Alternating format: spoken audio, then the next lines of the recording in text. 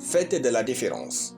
Shalom bien-aimés dans le Seigneur, notre méditation du jour s'intitule Faites de la différence. Nous tirons notre texte dans Ézéchiel chapitre 44, le verset 23, qui nous dit ceci.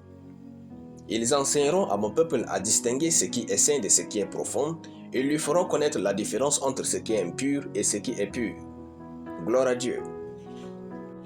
Durant la CAN 2023, jouée en 2024 en Côte d'Ivoire, nous avons tiré assez de leçons. Étant nigérian par naissance, j'aurais aimé voir gagner le Nigeria. La Côte d'Ivoire a remporté cette CAN et j'ai décidé d'en tirer plus de leçons qu'il n'en faut. Une des grandes leçons que j'ai retenues de cette CAN est qu'il ne suffit pas d'être talentueux, mais faites de la différence quand vous avez une opportunité. En effet, le jeune et talentueux joueur ivoirien Simon Adingra de Dossard 24 a su faire de la différence.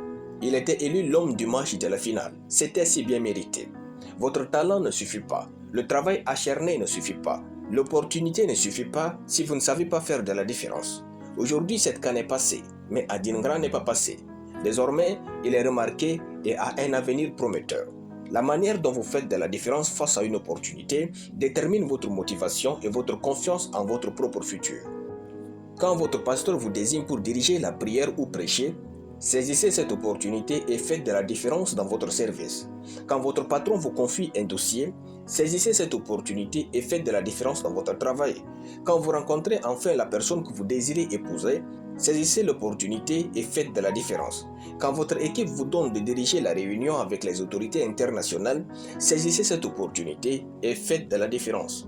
Quand vos camarades vous désignent pour présenter l'exposé ou l'enseignant vous désigne pour répondre à une question, saisissez bien cette opportunité et faites de la différence. À chaque opportunité que Dieu vous donne, faites de telle sorte que le monde ne vous oublie jamais. J'ai rencontré après 5 ans des gens qui m'ont suivi prêcher une seule fois. Ils me parlent de la prêche avec des détails comme si c'était hier. Ne jouez jamais avec l'opportunité que vous avez. Souvent, il n'y a pas deux opportunités pour vous. Vous n'avez qu'une. Saisissez celle que vous avez et brillez. C'est ce qui fera venir les opportunités. Gloire à Dieu. Nous allons prier. Père glorieux, je te rends grâce pour ta parole. Je sais faire de la différence à chaque fois au nom de Jésus. Amen. La lecture biblique en une année, Deutéronome chapitre 29 à Deutéronome chapitre 31. Soyez bénis, c'était le pain du ciel.